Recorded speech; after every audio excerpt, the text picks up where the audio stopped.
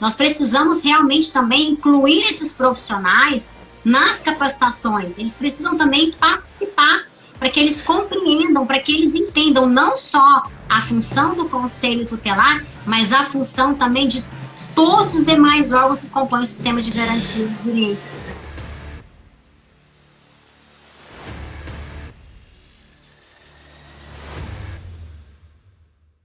Luiz, deixa eu primeiro aqui te cumprimentar, viu? Muito obrigada por você estar dividindo aqui esse espaço hoje. Como eu disse, como eu venho dizendo aqui ao longo do meu trabalho nas redes sociais, eu sou um amante do Conselho Tutelar, aprendi a amar esse órgão, me encontrei profissionalmente estando conselheira tutelar, e a gente sempre primou muito pelo fortalecimento desse órgão. Mas é impossível a gente falar de fortalecimento do Conselho Tutelar se a gente também não olhar e não tiver a sensibilidade de incluir os auxiliares do Conselho Tutelar nessa temática. Porque, de fato, os auxiliares do Conselho Tutelar, eles desenvolvem um trabalho fantástico, né? Eles estão sempre ali auxiliando e colaborando o trabalho dos conselhos tutelares. Eles estão ali sempre fazendo com que haja uma maior agilidade, para que haja ali um atendimento mais efetivo e que o Conselho Tutelar, de fato, ele se reconheça como um órgão forte. Mas isso também depende da colaboração dos administrativos, dos motoristas, né, dos SGs, daqueles que estão na coordenação administrativa. Então, seja bem-vindo a essa live. Eu tinha aquela visão que muita gente tem, aquela visão meio que um pé atrás com o Conselho Tutelar, puro desconhecimento. Um puro desconhecimento. Eu disse, não, eu vou, vamos para lá. Eu cheguei ao órgão e a gente teve aquela pressão, o que realmente se faz aqui? O que esse é para fazer ou não? Porque a gente tinha aquela visão mesmo de, vai na casa das pessoas, vai interpelar as pessoas, vai interferir, entre aspas, na condução familiar, e a gente aos poucos foi vendo que não era bem aquilo, né? Foi quando cheguei aqui no seu Instagram. Quando a gente está pesquisando qualquer tema, o Instagram, o Facebook, o YouTube, começa a te bombardear meio que só com aquilo, né? Aí me chamou a atenção, é o Larissa Lira UDI. A minha esposa é de Uberlândia, é sua conterrânea. Gente boa! Gente boa demais. Aí ela é uma professora de Uberlândia aqui, ela está dando capacitação para conselheiros tutelares, eu vou assistir essa matéria outra. E vi que não era nada daquilo que a gente tinha visão. Eu acho que uma das coisas que tem que ser trabalhada, tanto para quem vai chegar para trabalhar, como para quem está pensando em ser conselheiro tutelar, colocar seu nome à disposição numa eleição, é isso ser massificado, a real função do órgão, a importância dele na garantia de direitos. Luiz, e assim, eu fico assim tão feliz de saber, porque a nossa intenção é justamente fazer isso mesmo, a gente poder alcançar o maior número de pessoas, para que a gente consiga levar realmente para a sociedade no geral, quais são as reais atribuições do órgão Conselho Tutelar. Já são 31 anos de estatuto, nós vamos fazer agora em julho 32. 32 anos. A grande massa da sociedade, não só a sociedade no geral, mas muitas autoridades não conhecem o trabalho, as funções, as reais atribuições do Conselho Tutelar. E a gente dificilmente vê uma reportagem nos noticiários elogiando o trabalho desse órgão.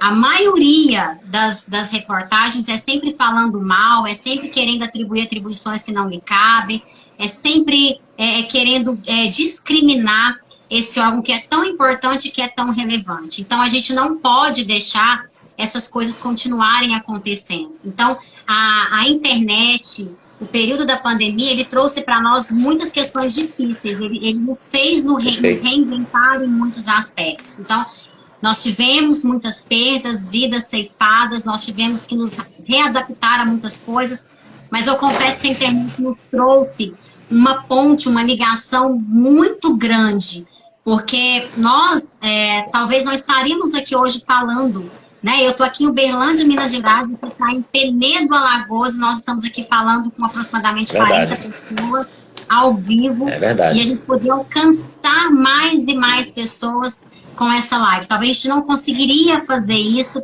presencialmente. Então, durante o período da pandemia, nós ficamos, né, os conselheiros tutelares, a grande maioria, ficaram sem receber capacitação.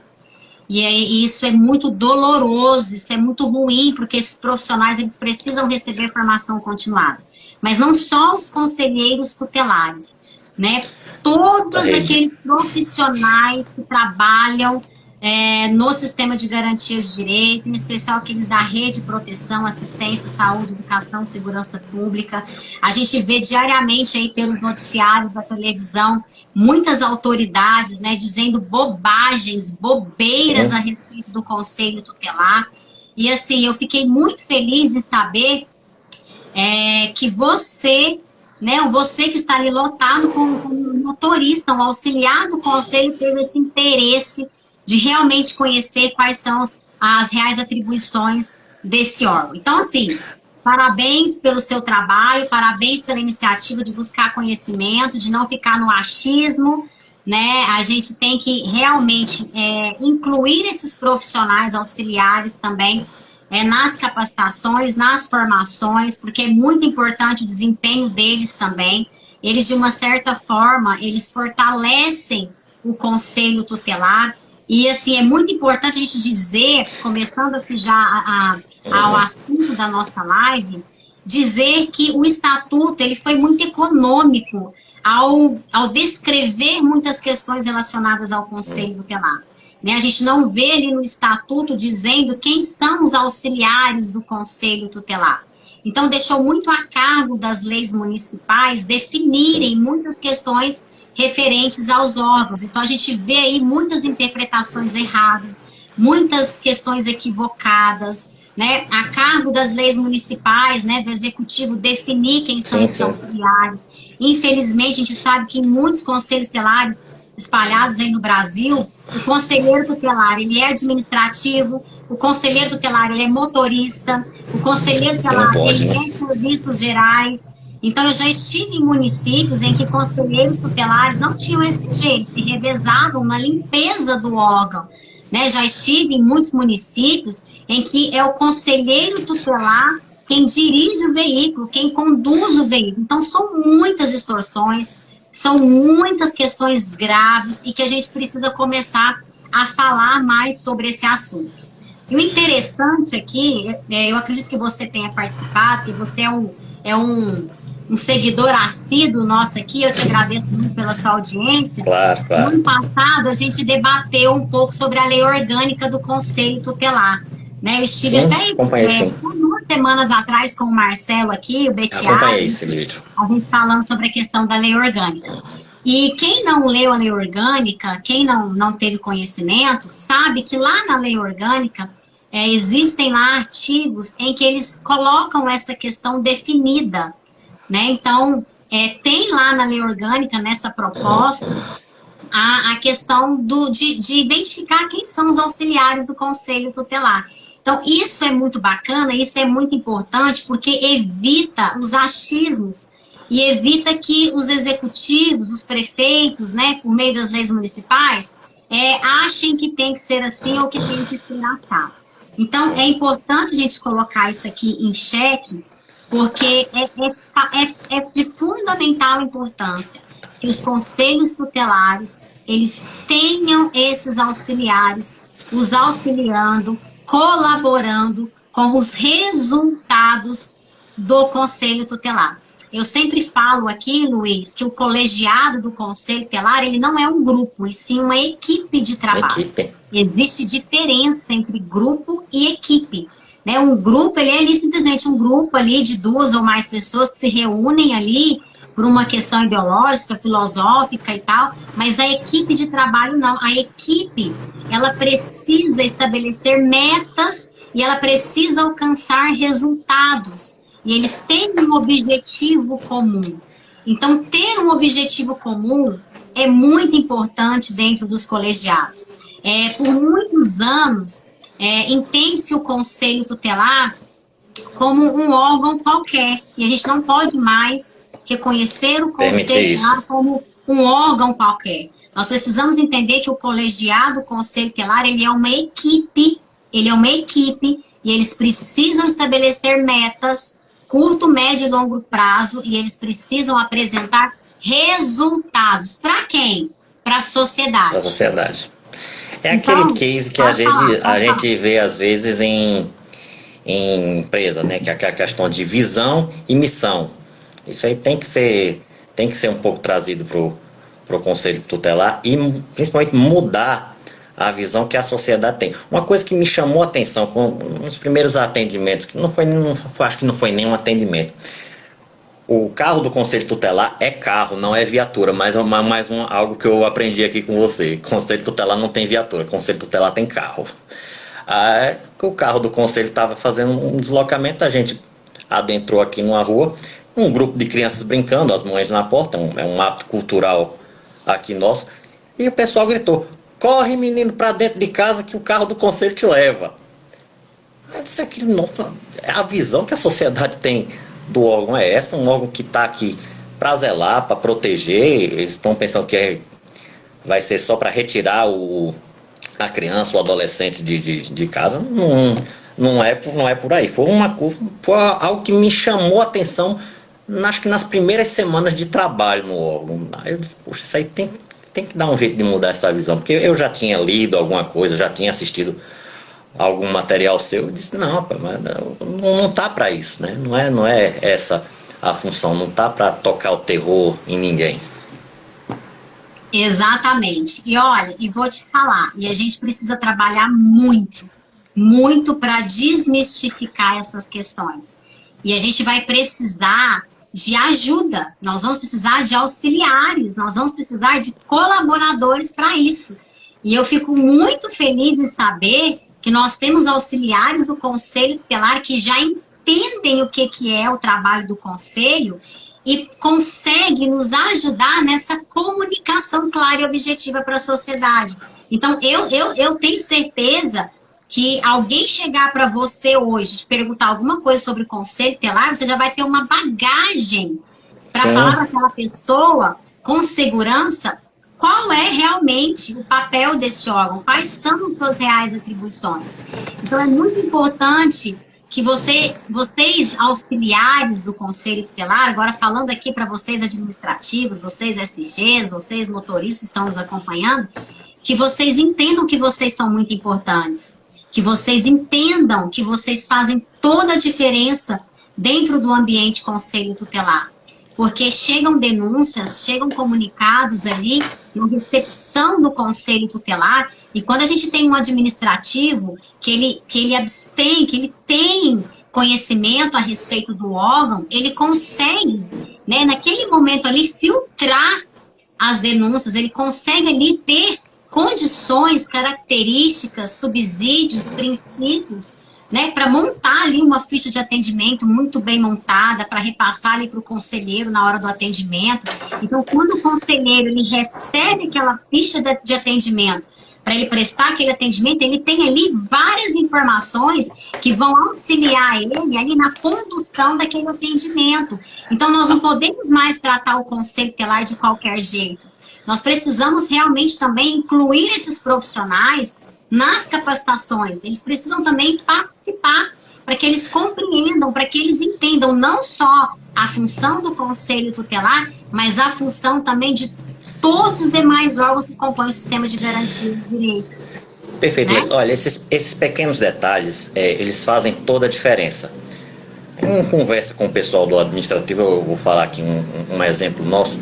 Eu sempre peço, olha, quando vocês forem colher algum dado para passar para o conselheiro que haja necessidade de ir em loco fazer uma averiguação, tentem pegar o maior número de informações possíveis no tocante ao endereço. Porque, como eu falei hoje em dia, o órgão, infelizmente, por desconhecimento da sociedade, ainda é mal visto. Então, quando o carro do Conselho Tutelar entra numa rua para procurar um endereço, a verdade é essa, a gente não pode fugir dela hoje. O pessoal ainda olha torto. Então, você às vezes tem dificuldade até de pegar uma informação. Você tem que ter muito cuidado, muito zelo para chegar. Você não pode chegar no vizinho e dizer: ei, onde é a casa do fulano de tal? Eu evito ao máximo fazer isso. Porque, às vezes, até a maneira que você estaciona o carro na porta da pessoa que vai receber o conselho para uma averiguação, para entregar uma notificação, você já gera um mal-estar. Tem que saber chegar, tem que chegar com calma. E se você tem a informação para você ir direto, da maneira mais discreta possível, porque eu acredito que o profissional, para estar atuando no Conselho Tutelar, antes de tudo, ele tem que ser um profissional de perfil discreto. Porque você está lidando com histórias de vida, você está lidando com pessoas que podem estar passando por um momento complicado de vida, e que você está lá não para causar mais um constrangimento. Você está lá para simplesmente ajudar, para garantir um direito. Porque o Conselho Tutelar, mais uma coisa que eu aprendi, ele não é programa, ele faz com que os programas atuem para solucionar aquela vulnerabilidade naquele momento. É isso aí, Luiz. Assim, você trouxe aqui questões muito importantes, né? E eu tenho um exemplo aqui no meu município de um motorista também que ele é assim sensacional. Quero deixar um abraço aqui. Eu sei que ele não é de redes sociais, mas isso aqui vai ficar gravado. Alguém vai ouvir, vai falar para ele, que é o nosso motorista aqui do Conselho Tutelar de Berlândia, que é o Erotildes. A gente chama ele carinhosamente de Tid. Ele é um exímio profissional, um motorista de uma competência assim, sensacional. E a gente percebe, né? A gente percebe a condução desses profissionais. É como você disse, a questão da discrição, a questão da educação, a questão do respeito, da ética profissional, porque a gente está lidando com vidas, com pessoas, com histórias. Nós não estamos aqui para julgar ninguém, para falar de ninguém. E é muito importante ter esses cuidados, principalmente em cidades muito pequenas, onde todo mundo conhece todo mundo, né? Então vira aquele rebuliço, aquela fofoca, aquela conversa, e um começa a falar e tal. E a gente sabe que nem todas as denúncias que chegam ao Conselho Tutelar são verdadeiras, são procedentes. Né? Muitas denúncias que chegam aos Conselhos Tutelares são conflitos entre vizinhos, são conflitos familiares. Né? Então, a gente tem que ter muito cuidado, muita cautela. E é por isso que eu falo que é muito importante começar esse filtro e conseguir garimpar, né, essas informações desde já o recebimento da denúncia lá pelo administrativo, seja pessoalmente ou seja por telefone. Então, isso é muito importante. Então, a organização interna do órgão, ela deve existir e estar muito bem definida. Então, começou-se o mandato, está lá definido, 5 conselheiros tutelares que compõem o colegiado CT, está lá o administrativo, né, que está lá lotado no conselho, está lá o motorista, está lá o SG, né, as reuniões periódicas para a organização interna, para os ajustes. Né, às vezes às vezes tem alguma conduta, né, que às vezes não só os conselheiros, mas às vezes condutas praticadas às vezes por um administrativo, né, ou por um motorista. Eu, por exemplo, hoje mesmo eu recebi, né, uma mensagem de uma conselheira tutelar aí de um município aqui do estado de Minas Gerais, me pedindo conselhos porque tinha uma colega lá que queria de todo jeito prejudicar o motorista por questões pessoais, por questões, né, até políticas. Então, a gente sabe que isso acontece. Então, a gente ter o máximo de profissionalismo possível dentro do ambiente Conselho Tutelar. Por que eu falo isso? Porque a gente vem lutando muito e muitos anos por respeito, por fazer com que realmente prevaleça a nossa autonomia, mas nós não podemos falar, né, querer exigir da sociedade respeito, querer exigir da sociedade reconhecimento e das demais autoridades, se nós não conseguimos, dentro da nossa própria casa, resolver as nossas questões. E por que na maioria das vezes, os conselhos tutelares não são respeitados como deveriam, não é reconhecido, né, como uma autoridade como deveria, porque lá fora as pessoas sentem e veem a fragilidade do órgão. Do órgão. E outra coisa importante que eu separei aqui para a gente falar, Luiz, é a questão da ética. Né? A gente precisa estabelecer a ética profissional dentro dos conselhos tutelares e os auxiliares do conselho estão inseridos nesse contexto.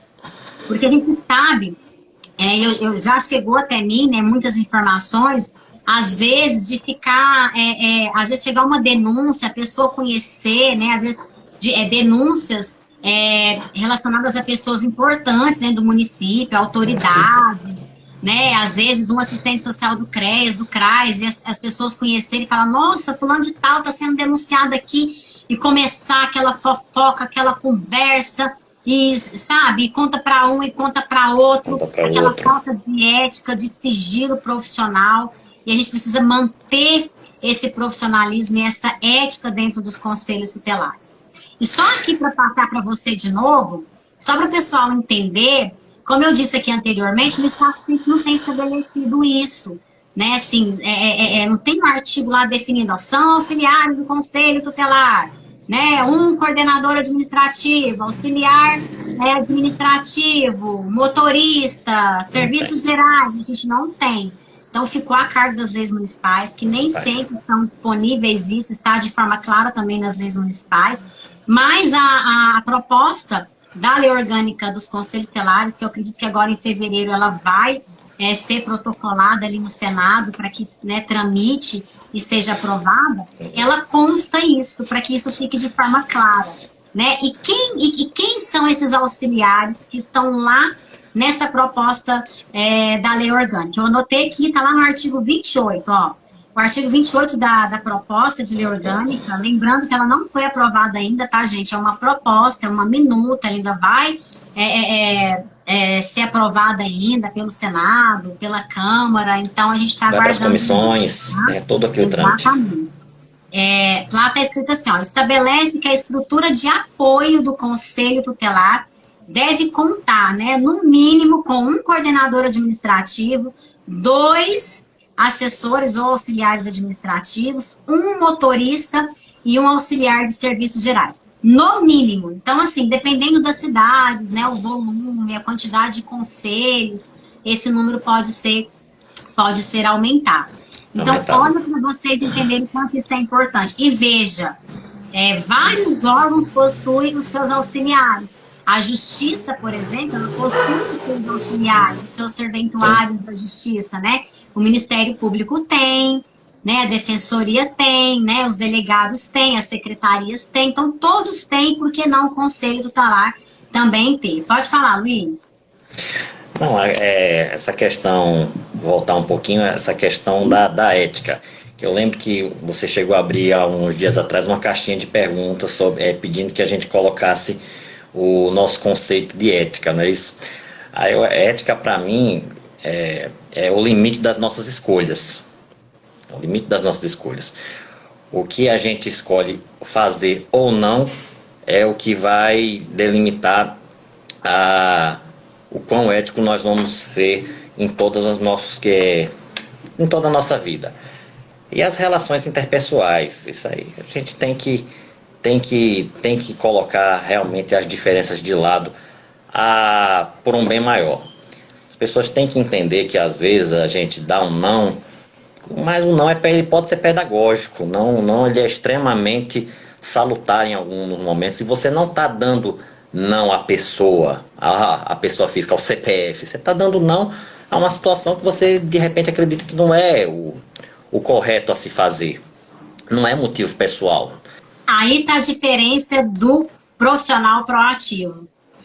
Porque a gente vê muitas pessoas só reclamando, só murmurando, só falando do problema, não tem isso, não tem aquilo, não faz isso.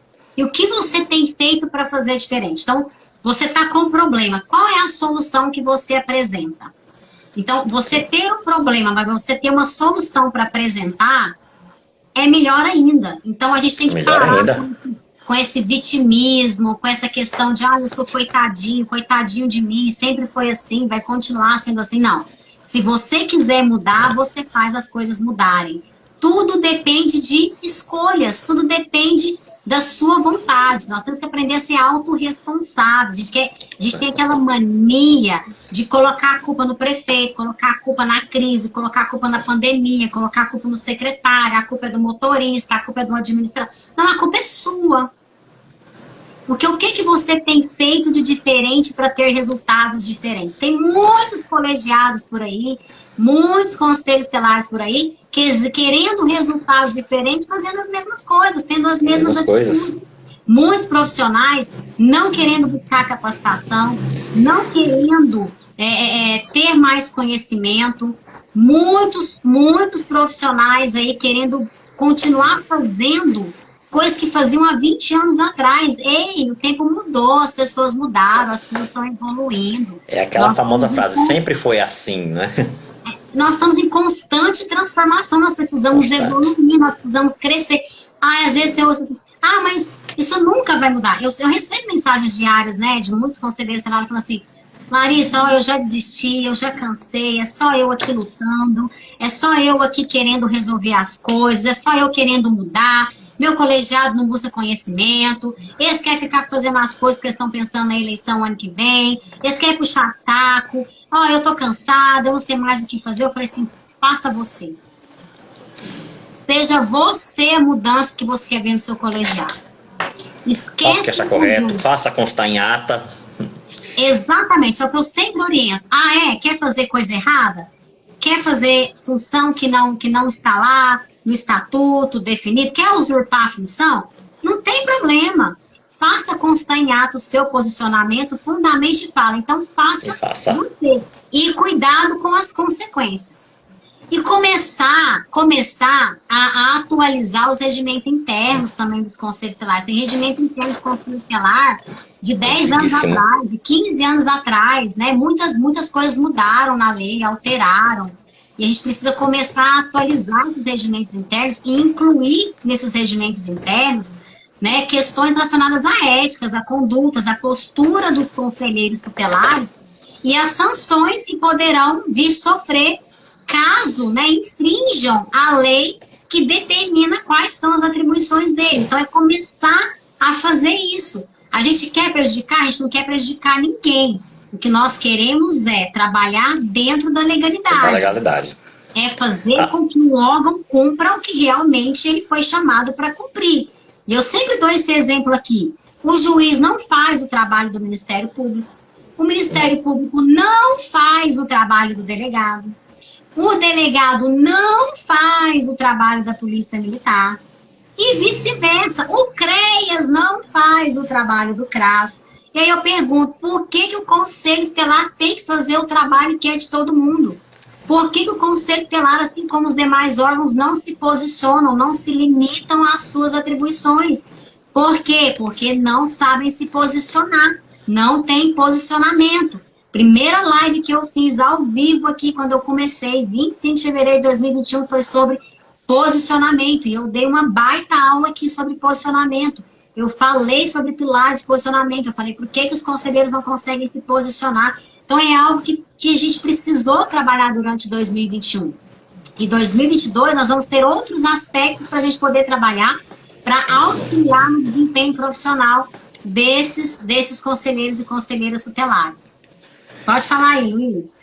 Não, eu acompanhei esse vídeo. É aquele que você fala sobre fazer a engrenagem rodar e o conselho deixar de ser muleta de outros órgãos, de programas, de outras instituições. Eu acompanhei sim.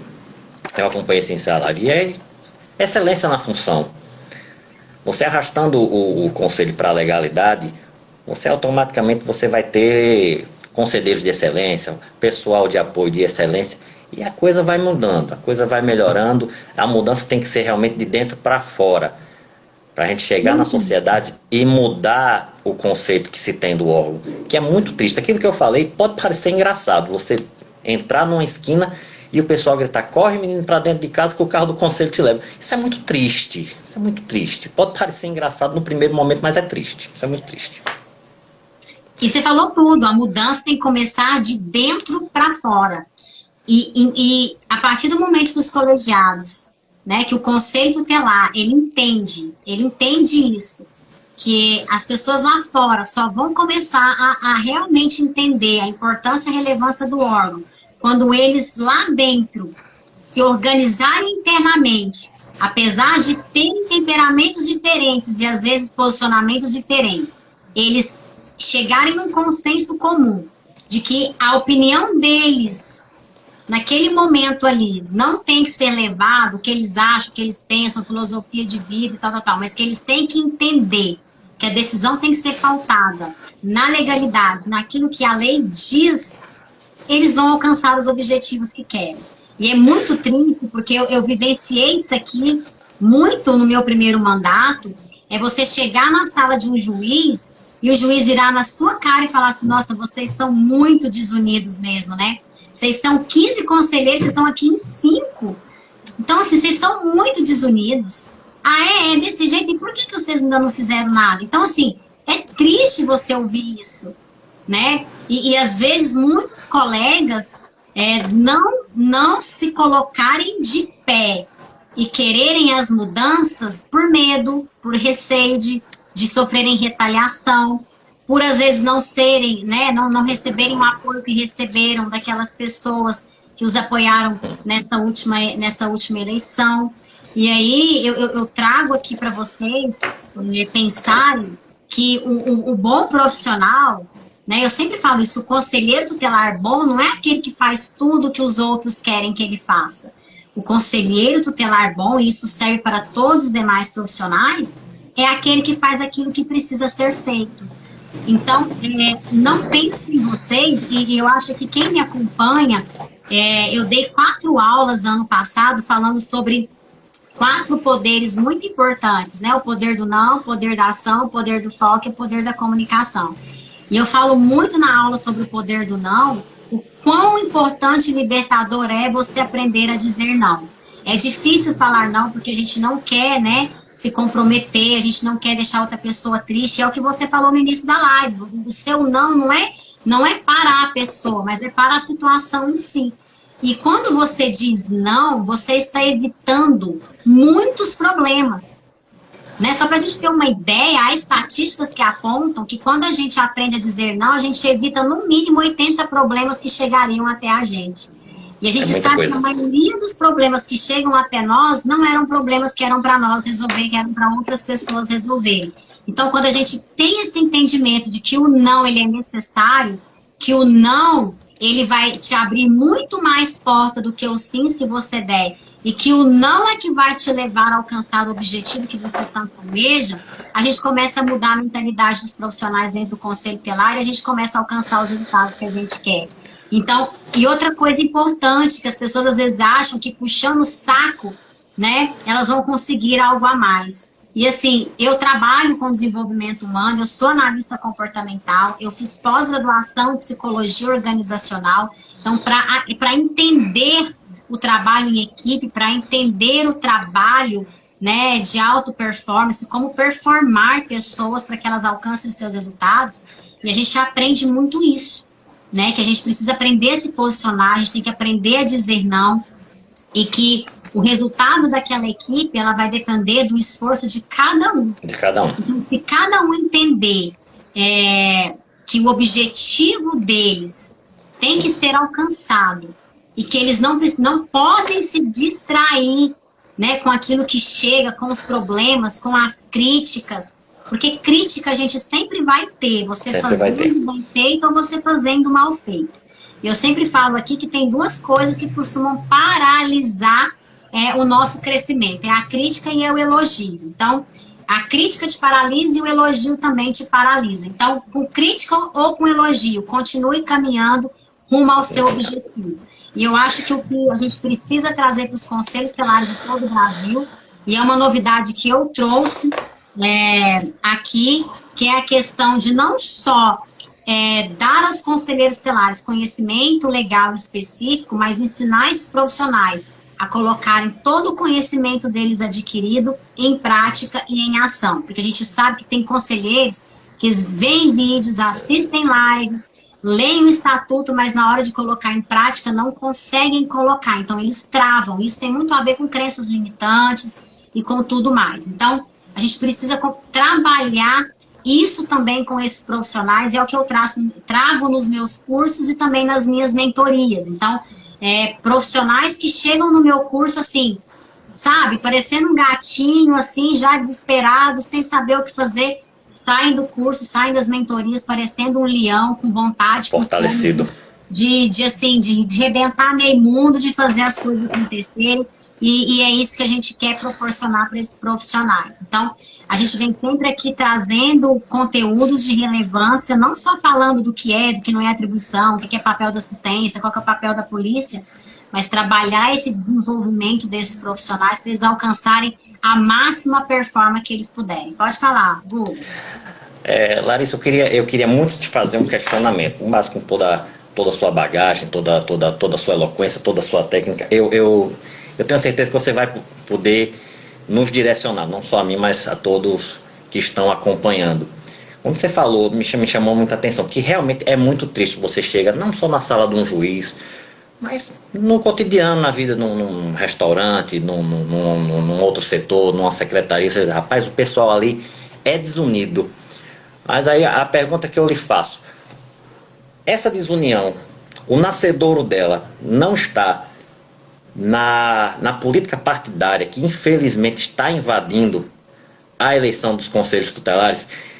Essa rivalidade, esses ânimos acirrados, os palanques não são desarmados. Tem como melhorar isso? Tem como fazer, como pacificar os conselheiros, pacificar o órgão para a gente andar para frente? Sempre tem saída para tudo, Luiz. Isso aí, acredito que sim. É uma questão que a gente tem que trabalhar muito. Então, só para você ter ideia, o meu primeiro mandato, meu primeiro colegiado, eu sempre conto isso aqui, essa experiência, que quando eu cheguei no Conselho Tutelar, eram muitas distorções. Eu até tenho, cadê ele? Ele tá aqui, né? Às vezes as pessoas já falam assim, ela fala, mas é mentira, tá, né? Não deve ter nada aqui, ó. Eu sempre falo para todo mundo que aparece aqui, isso aqui, tá vendo? Ele tá até assim, bem surradinho, porque ele é de 2017, tá? Nesse caderninho aqui, tem tudo que eu construí para que hoje eu pudesse estar aqui falando com vocês. Então, eu não vim para cá despreparada, eu não vim para cá falar bobeira, eu vim para cá falar da minha experiência profissional vivida dentro dos conselhos tutelares. Então, quando eu entrei no conselho tutelar, tinham muitas distorções. E como eu vim da advocacia, a gente tem muito essa questão da lei, da legalidade, né, de estar sempre ali procurando jurisprudências, fundamentar os nossos pedidos dentro da legalidade. E eu comecei a ver muitas questões equivocadas sendo executadas pelos conselheiros tutelares. E quando eu entrei, o meu conselho era o único conselho as 5 eram mulheres e novatas. Então, nenhuma de nós havíamos sido conselheiros tutelares antes, trabalhado em prefeitura, em CRAS, nada, em nenhum órgão do sistema de garantia de direito. Então, a gente caiu ali assim. A gente não caiu cru, porque a gente passou pelo processo de escolha. Então, aqui você tinha ali uma lista do que você precisava estudar, né? Mais de 100 questões na prova, tinha que ter mais de 70%. De assertividade. Eu tinha um pouco de noção, porque eu também sou especialista em direito público. Um dos meus professores na especialização era um dos promotores da vara da infância, autor de alguns livros. Então, eu advoguei na área da infância e da juventude por 2 anos e meio, né, como advogada dos adolescentes ali que cometiam ato infracional. Então, nas audiências ali com os promotores de justiça, os pais os contratavam para acompanhar. Então, eu tinha um pouco de noção do que era o conselho tutelar. Não tinha tido a experiência ainda, mas eu tinha noção do que era. E quando eu cheguei, eu fiquei, assim, pasma, com tantos erros, com tantos equívocos. Então, assim, aquilo começou a me incomodar muito. Então, o que eu fiz, Larissa? Eu falei assim, olha, eu tô na minoria aqui, eu cheguei agora, então se eu começar a falar alguma coisa aqui, eles vão falar assim, meu Deus, a novata acabou de chegar e já tá querendo mudar alguma coisa aqui dentro. Então, para que eu pudesse ter mais mais subsídio, assim, para justificar meu descontentamento com o que eu estava vivenciando ali, eu comecei logo de cara a participar de vários grupos de discussão, fóruns intersetoriais. Eu participava de projetos da Vara da Infância e da Juventude. Eu comecei logo no segundo, terceiro mês de mandato a fazer palestra em escolas, em ONGs, em universidades. Então, eu comecei a ter uma bagagem muito grande e nessas reuniões eu entendi como é que funcionava não só o sistema de garantia de direito, conforme a lei diz, mas como funcionava o sistema de garantia de direito do meu município. E ali, naquele momento, eu vi vários buracos, grandes, fundos, enormes, pequenos, médios, todo jeito que você pensar, mas eu entendi como que funcionava. Então, ali eu comecei a trabalhar com o meu colegiado. Só que o que acontece? O meu colegiado tinha muitos problemas interpessoais, sabe? Entre colegas, assim. Então, eu exerci o papel da mediadora ali, sabe? Eu ficava ali na mediação dos conflitos. Mas, apesar de tudo isso, a gente terminou o primeiro mandato com 90% das distorções rompidas, utilizando o método que eu criei em 2017, que é o que eu ensino hoje para os meus alunos no curso. Então, lá no primeiro mandato, com um colegiado muito difícil de se relacionar interpessoalmente, com muitos conflitos. Só que o que acontece? Essa questão dos conflitos partidários, eles sempre existiram. Nas cidades grandes, eles não são com tanta eloquência, assim, não tão fortes. Mas nas cidades menores, por onde a gente passa, eles são muito grandes e muito fortes. Então, a gente sabe que na grande maioria dos municípios, essa última etapa que é o processo de escolha, né, mas que todo mundo intitula aí como o da eleição, é o que define realmente quem é que vai ser o conselheiro e quem é que não vai ser. E a gente sabe que nessas cidades pequenas, a grande maioria dos empregos são ofertados pelas prefeituras, né?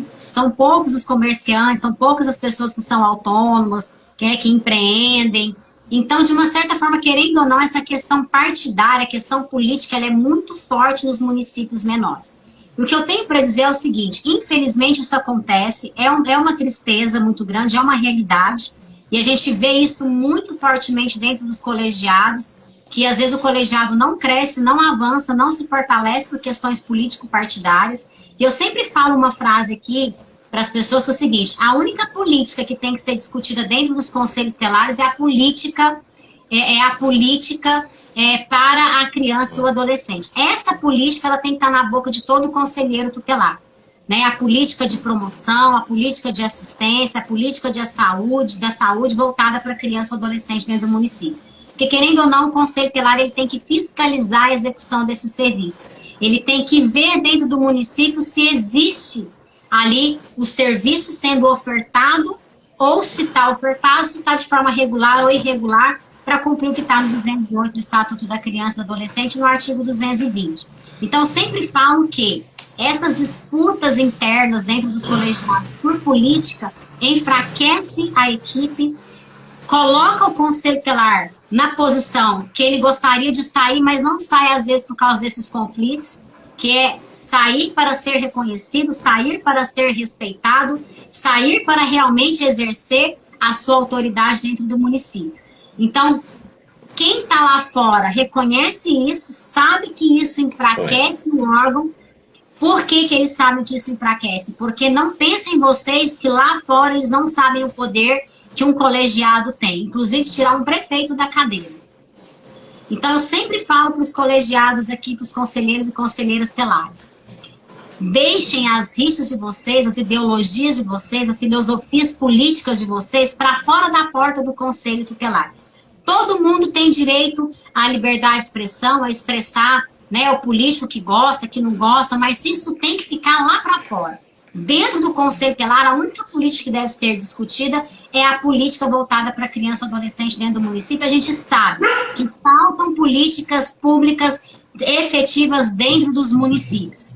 A gente sabe que os CMDCAs da grande maioria dos municípios, não vou generalizar aqui porque tem CMDCAs ponta firme, que estão preocupados em melhorar a política dentro do município, está preocupado sim com política pública, tem tentado articular, tem se esforçado, mas a grande maioria não é essa a realidade que a gente vê. Então, tem muita coisa para o Conselho Tutelar fazer do que ficar discutindo política partidária dentro do Conselho Tutelar, né? Essa questão da vacinação, por exemplo, da Covid-19, é uma questão que, ao meu ver, já chegou para esse viés político partidário. Infelizmente, é uma questão que a gente não deveria ver com esses olhos. E a gente realmente, sim, ver a questão, avaliar a questão de acordo com o que a lei diz, de acordo com o que a lei fala, não ficar tomando partido por questões políticos partidários, mas tomar partido porque você buscou conhecimento, porque você realmente constatou na lei que é daquela forma, então você cria ali o seu posicionamento. Então, infelizmente, é uma questão que a gente precisa acabar. Na proposta de lei orgânica, só para finalizar esse contexto que você trouxe, tem ali estipulado a forma unificada do processo de escolha dos conselheiros tutelares, tá? Assim, Larissa, tá? Meu ponto de vista, eu acho que trazer a justiça eleitoral para esse processo de escolha não é a melhor forma. Se do jeito que já está, já é uma questão política, já existe tanta rixa, imagina então trazendo a justiça eleitoral, né, para esse processo de escolha. E às vezes a pessoa pergunta assim, por que a justiça eleitoral não participa? Porque a justiça eleitoral ela vai tratar da questão das eleições político-partidárias, né? A lei fala que a questão da escolha dos conselheiros tutelares é um processo de escolha. Né? Então, fica ali muito a critério das leis municipais como vai ser esse processo de escolha. Tanto é que nos municípios não é unificado o processo de escolha. Tem municípios que é só uma prova objetiva. Tem municípios que tem prova objetiva e tem exame psicológico. Tem municípios que tem que ter prova objetiva, exame psicológico e também a questão da eleição. Então, isso é muito particular. E é por isso que a lei orgânica está vindo para regulamentar isso, para que não fique essas divergências entre os municípios na hora de estabelecer esse processo de escolha. Mas, assim, o que eu sempre oriento aqui todo mundo é que a gente evite essa discussão político-partidária dentro dos conselhos tutelares. Não é ético, não é bom, não ajuda, enfraquece o colegiado, não auxilia vocês na organização interna, porque aí às vezes vocês até reconhecem que talvez a ideia de um conselheiro tutelar é boa, mas vocês talvez não acatam porque ele apoia outro partido diferente do seu. E essa é uma questão muito ruim, muito negativa. Então nós precisamos entender que o conselho tutelar, ele precisa se fortalecer enquanto um órgão, ele tem que ser um órgão responsável, né? Você tem todo o direito, né, de escolher A ou B, esquerda, direita, centro, né? Não interessa, mas que isso fique para você lá na sua casa, que isso não interfira na sua atuação conselheira. Mas eu acho que é uma questão que precisa ser muito repensada dentro dos colegiados, né? Evitar discussões político-partidárias e focar as energias, focar toda a atenção na discussão das políticas públicas dentro do município. Eu acho que a gente vai ganhar muito mais, as crianças, os adolescentes, as suas famílias vão nos agradecer por isso lá na frente, né? Ô Larissa, só lhe agradecer, entendeu? Fiquei muito lisonjeado com o seu convite. Assim, a gente exerce uma função relativamente simples no órgão, mas a gente trabalha com muito profissionalismo, com muito amor. A gente procura fazer a coisa da melhor maneira possível, porque a gente precisa de profissionais de excelência em todas as áreas, e principalmente do serviço público. Eu sou servidor público há 12 anos já, e a gente fica cansado de ouvir que o serviço público está deixando a desejar, muitas vezes por conta de falhas nossas, falhas de colega. Então a mudança tem que vir de dentro para fora. O pessoal, eu às vezes acompanho sempre suas lives, vejo que o pessoal, não, a Larissa tem um dom de ensinar, tem uma facilidade. Eu não gosto muito da palavra dom, porque o dom dá uma ideia de uma coisa pronta, desceu do céu, foi lhe ofertado e você está passando para a gente. Mas eu acho que atrás desse trabalho seu tem muito esforço, tem muita dedicação. Às vezes você abre mão de estar com sua família, com suas filhas, com seu esposo, desfrutando das coisas boas da vida, para estar aqui nos ensinando. Eu acho que o tempo é um bem muito precioso e você investe muito do seu tempo na sua preparação para estar aqui com a gente. Então eu lhe agradeço demais por isso. Eu acho muito bonito quem tem esse preparo para ensinar. Eu não vejo como dom. Eu só tenho a agradecer a vocês. Abraço. Valeu, Larissa. Tchau, tchau.